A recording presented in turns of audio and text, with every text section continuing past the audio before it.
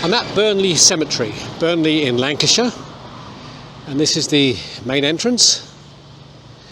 The first thing you see as you enter the gate is the war memorial. So I'll have a quick look at that, beautifully kept with the flowers. On the wall behind are numerous plaques with names. Let's have a quick look at some of those.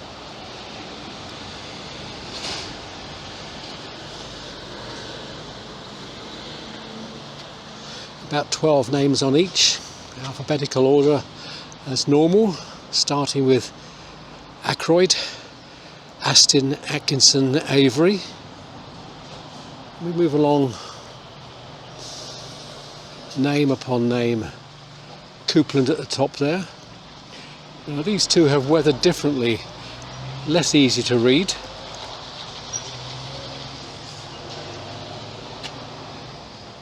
This is plaque number 7, Army Cyclist Corps.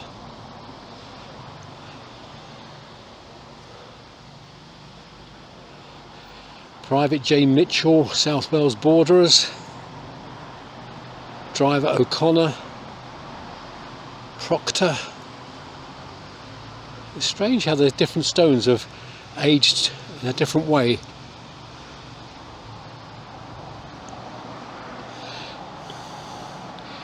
So I'm making that 16 panels with around 12 names on each, so close to 200 young men, and I think it's all men. There may be one or two women, but mainly it's men in the First World War, gave their lives on the front and are commemorated here in Burnley. As I turn to the left, I'm entering the new section of the graveyard. Very nicely kept, mowed. In fact, I can hear the mowers going somewhere in the graveyard.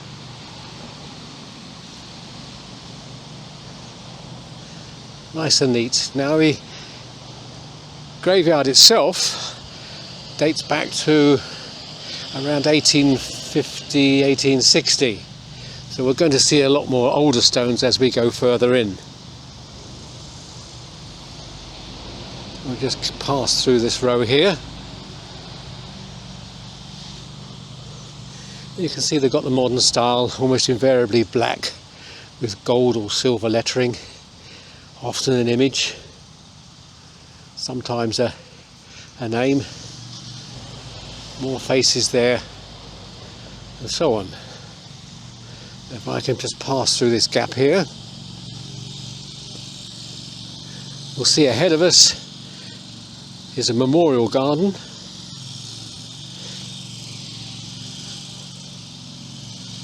At least there's no stones here. I think this is what it must be. There's a lot of very recent burials here.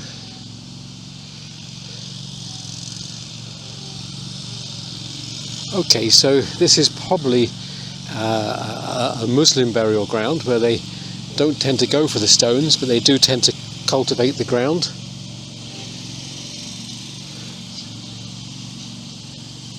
It's lovely to see them planted out as little miniature gardens.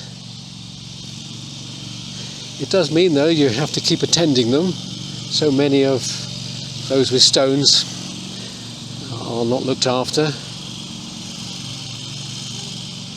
This one here, with roses and pebbles and irises. Lovely, very nicely done. Then we're moving across into the more traditional stones. I noticed straight away a war grave in front of us.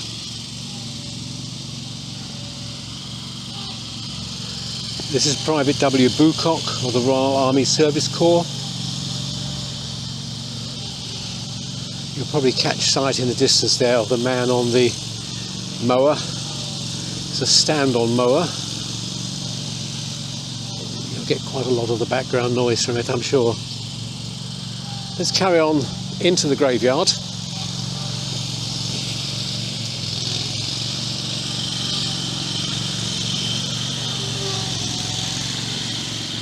A nice red beech tree here, passing under. Mixture of old and more modern graves where they've been filling in.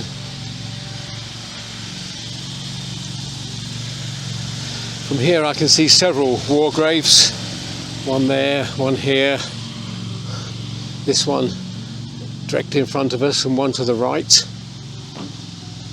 Let's come round and look at this one. This one's obviously in a family plot, and it commemorates leading aircraftsman E. Ridge, Royal Air Force, 1945, age 38. If I just move across to this one nearby, again in a family plot, that's W. Christie, Royal Artillery, 1916. So that's the First War. The previous one was the Second World War. Moving a little further in, you can see the magnificent hills behind, and the stones are of an older generation. Over there you can see some modern white industrial buildings.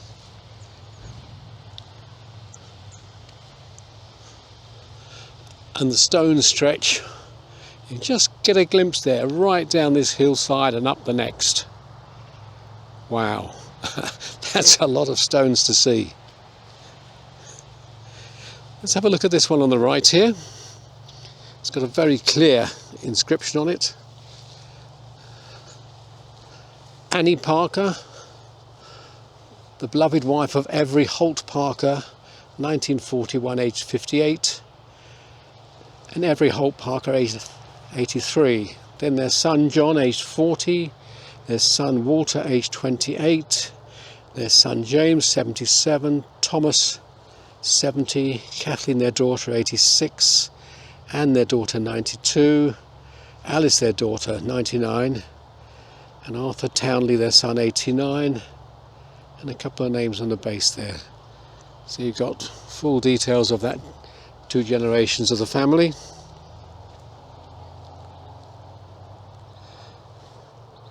Well, I shall carry on walking down through the graveyard and pick out anything that really stands out.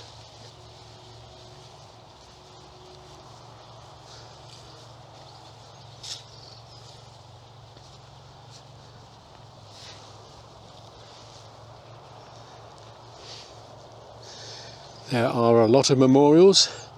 I don't see any that stand massively head and shoulders above everything else.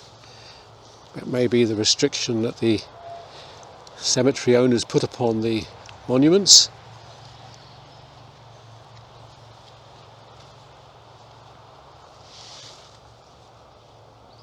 Across here are a lot of recent memorials. Now the ground isn't large enough for them to be burials, so these will be memorials from those that are probably cremated. We're looking at stones in the last 5 or 6 years, beautifully kept with all the flowers.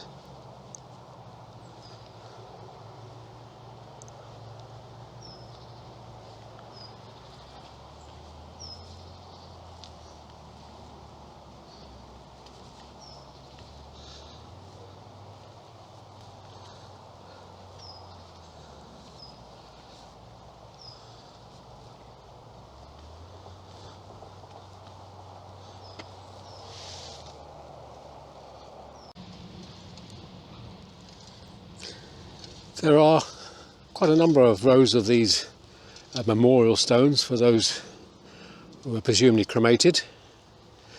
Very much the popular way, if I can put it that way, of funerals nowadays. There's limited space in the graveyards for a full burial, and it is much more expensive than a cremation. So it seems to be predominantly now that people are cremated, and then the graveyard gives them space to put a memorial stone up. I think that's a nice solution, but you can see there's double row here, and there's rows over there. Numerous rows of these modern memorial stones for people who died within the last 10 years.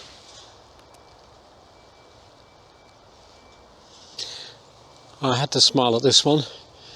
Danny Ormrod not only has a picture of a car with a registration plate on there, but the bonnet, the hood is up, so presumably he spent most of his time repairing that car.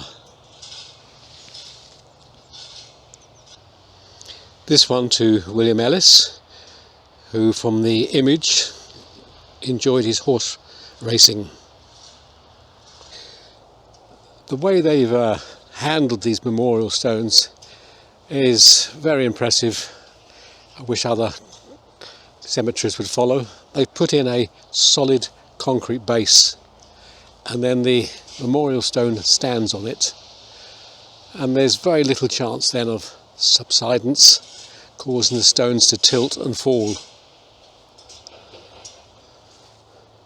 You can see at the bottom here, they're all mounted on concrete plinths which stretch for many metres. Such a simple but ideal solution. This one to a member of the Polish Free Forces who died in '84, and another man from Poland,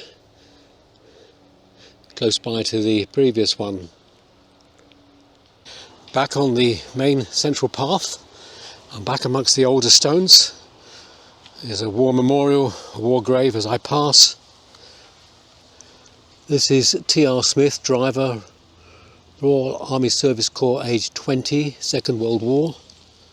The beloved son of Martha and the late Fred Smith, safe in the arms of Jesus. Now as we move into the older section, you'll see a number of these are tending to collapse, and some years ago they made an attempt to support the stones, which is always a good sign, rather than just pushing them over or removing them, which so many cemeteries do. You see here the two metal rods, and there's others, one down over there.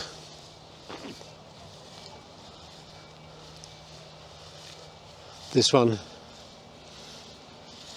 again, they've attempted to keep the stone, and there's more as I look. And if I pan across to the other side of the path, you'll see exactly the same action has been taken on a number of these stones. So top marks to the cemetery management for not just pushing the stones over or carting them away. Now as I go down here, I'm seeing a very tall statue, very unusual here. We haven't got very many tall ones, and it seems to be a soldier in a white uniform. Let's go and have a look. Well, that's an excellent memorial, still standing upright and straight, and we've got the soldier in his uniform from the First World War with his rifle beside him, and he's the second or third name down. Private James Booth, King's Own Royal Lancashire Regiment, beloved son of the above, killed in action in France, September the 26th, 1917. So here he stands, more than 100 years later, looking good. This one here, in memory of Dan Irving, the first Labour MP for Burnley, who died in 1924. That's pretty early for the Labour Party. And if we come down to here, it lists all his achievements. Burnley Board of Guardians, schools, town council, MP, Freeman. So the great Dan Irving.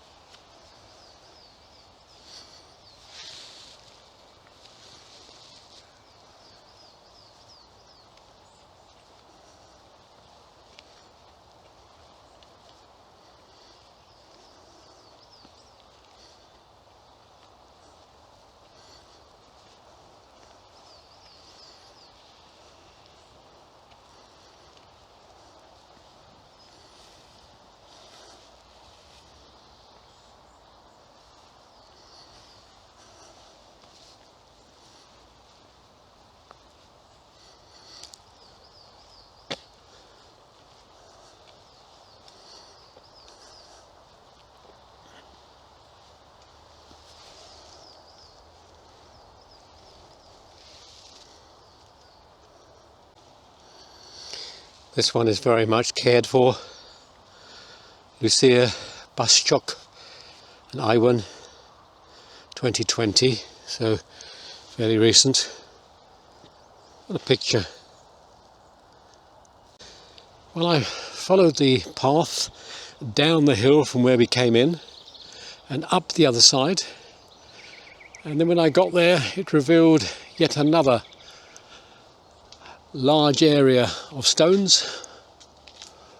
Many of them are much older. We've got some quite large ones here on my right.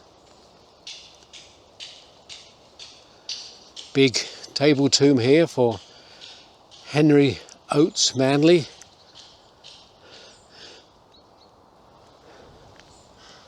There's a taller one there. Goodness me. There's one here that's almost as high as the tree. Let's have a quick look at the inscription on that. It's quite elaborate. It's got multiple types of stone on it. At the top is a cross.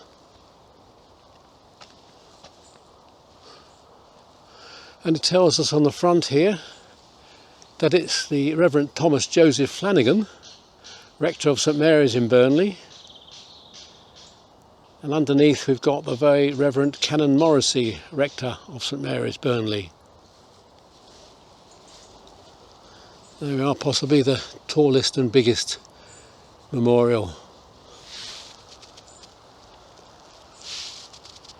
And directly opposite, the very tall one, we have a whole row of identical stones with just the names of sister.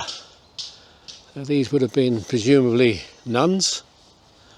Quite recent burials. Sister Joan Langdon, Sister Frances Teresa Martin, Sister Goodrick Kenny, and so on. Quite a number of these as I work my way up the line.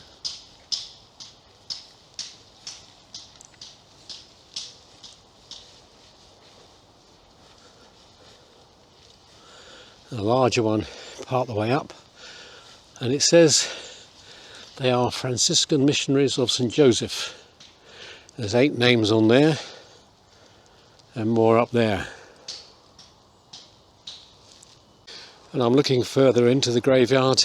You can see quite a long way down the larger and older stones, and the path seems to come from the right here.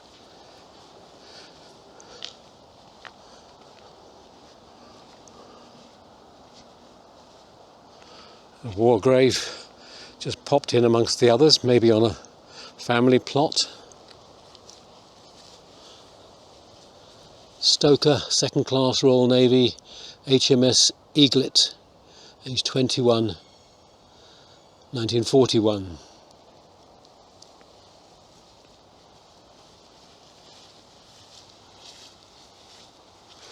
So there's something for everybody in this graveyard. We had an excellent new section with rows and rows of very neat modern memorials, and then as you go further in you've got the really old ones. Now, a lot of these have also been propped up with wood here, but it's great to see that they're trying to keep these stones standing, not letting them fall. I mean, that timber looks as though it's been done 30, 40 years ago probably.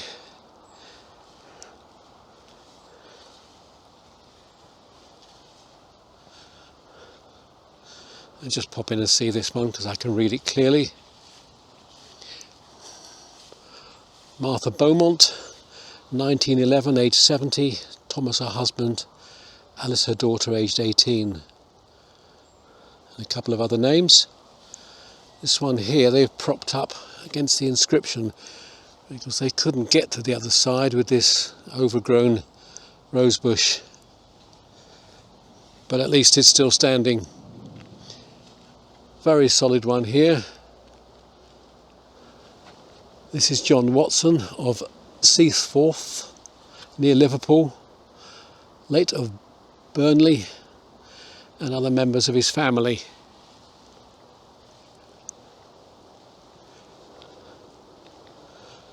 Now this is much more like one of the great graveyards with the fantastic large elaborate memorials from the Victorian era.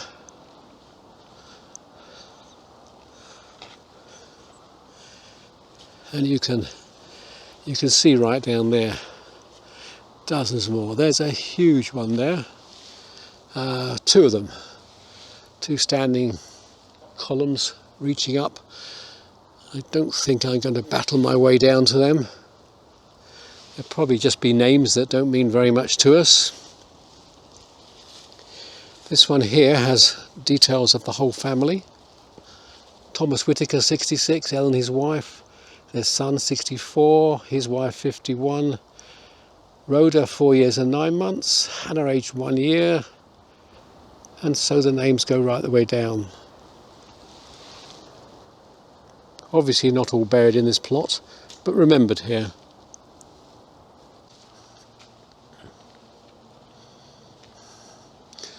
All the good and great of Burnley are remembered here. Now if you can see right down there, there's a very tall one. I don't see a path to get down there. If there is one, I'll work my way back around there in a minute.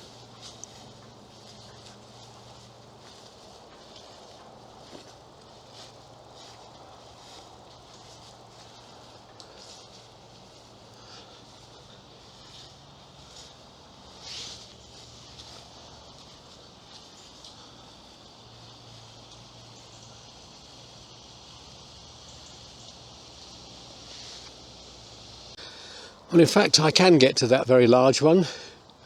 It's just round the corner where the path divides. Very elaborate on top. Well, I can make out some scrolls and a violin. And on the front here we have Thomas Healy, the father of Burnley musicians. Died 1858. And it says underneath, hidden a bit by the metal railings, erected by the United Choirs of Musical Societies of the district, and a bit more which is not so easy to read. This one caught my eye, and it's the inscription on the side. William K. Taylor, 20th Battalion, UPS, Royal Fusiliers, killed in action at Highwood in France, July the 20th, 1916, aged 21. So many in this section have been supported by these wooden stays, quite a long time ago I think. But it's been a major effort to try and preserve this cemetery and its memorials. Does mean though you need to tread carefully near them because the wood seems as though it's reaching the end of its useful age, and if the stones do topple it could be an awkward moment.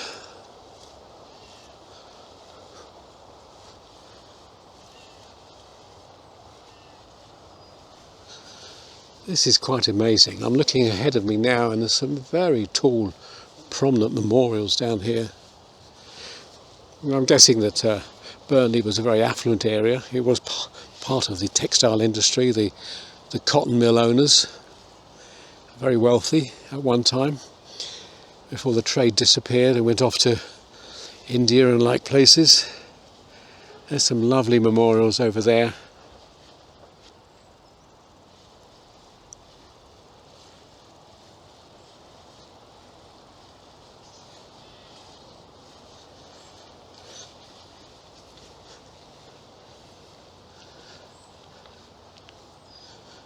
Wow.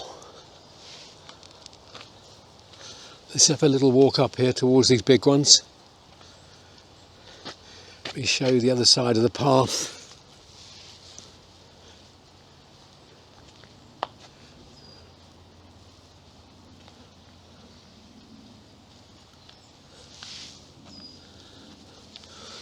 Back over here where we can see the inscriptions. This is for Hargreaves, Age 22, age 10 weeks, their daughter, age 26 years.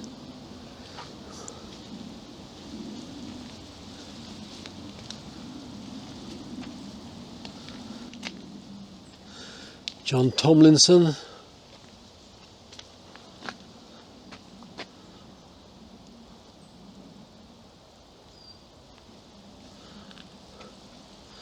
Richard Riding and his wife. Low level one there. Now the plants have grown up, the pink flowers, but there are stones amongst them. You can see this one here covered with ivy, but there are quite a number in there.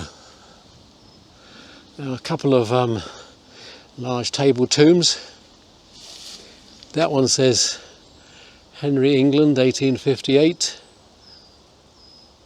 Son of the aforesaid Isaiah and Amelia Smallpage.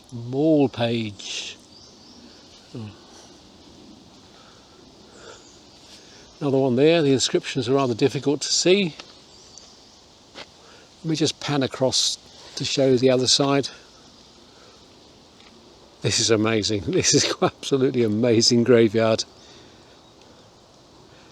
Just look at all these stones. A little bit further on we've entered a shady part. Still very large, elaborate stones, memorials.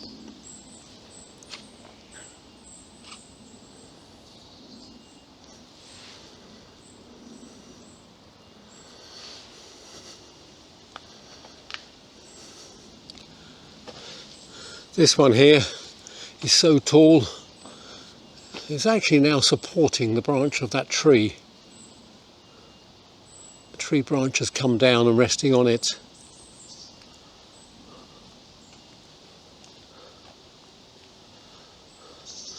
What have we got on here? We've got Jane. I can't really catch the rest of that.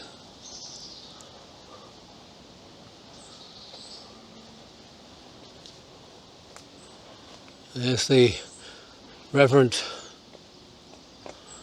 John Alcorn, Baptist minister for 51 years.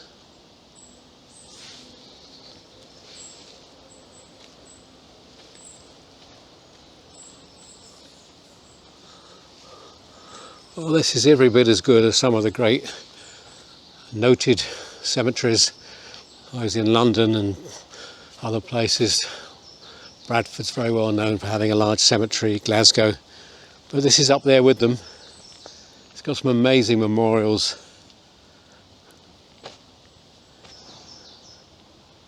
Oh, here we go. James Emmett, 1893, the first water engineer to the Burnley Corporation. Presumably when they started putting water in as a main supply rather than people relying upon wells and pumps.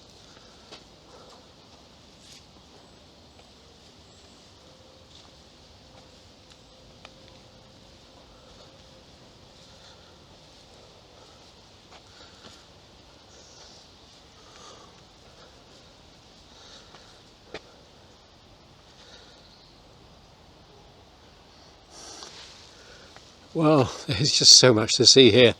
You could spend days in here walking around. Amazing find. I didn't really expect this when I came to the Burnley Cemetery. And top marks to Burnley, the way, at least in the past, they've tried to preserve the memorials. Anyway, I'm going to leave it there. Thanks for joining me. Until the next time.